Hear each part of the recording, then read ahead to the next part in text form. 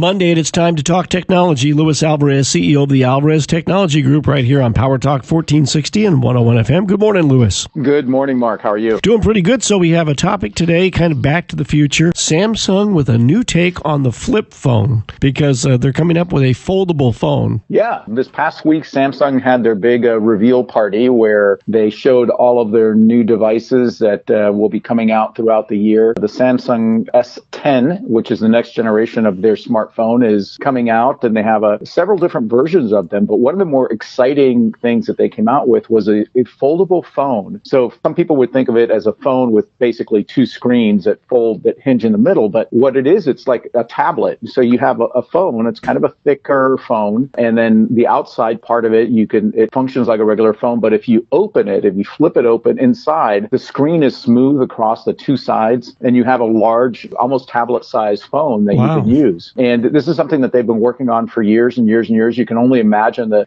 technical challenges that it would involve, creating a seamless screen that doesn't break when you fold it. But they managed to do it, and they're only the first, though, because there's a bunch of people nipping at their heels. Now, what's the idea behind this? To give people a larger phone that will store more easily? What they're trying to do is get people to essentially get on one device, right? So many folks have their smartphone that they use for making calls and things like that, but they also have a tablet that has a larger screen that they use for reading and they use for other functions. So what Samsung is saying is, hey, we can do both in one. You can use the device as a phone, but you can also use it as a tablet. And because you can do both, we're also going to charge you $2,000 for it. It's a very expensive device. It's not something that most people are going to be willing to invest, but folks who have the means and also like to be first to the party will likely make that investment and be the first on their street to have a foldable phone. So it's tough to be an early adopter. It is tough and expensive to be an early adopter, but there's a lot of folks out there that like to do that. And I think the phone will be well received. If for no other reason,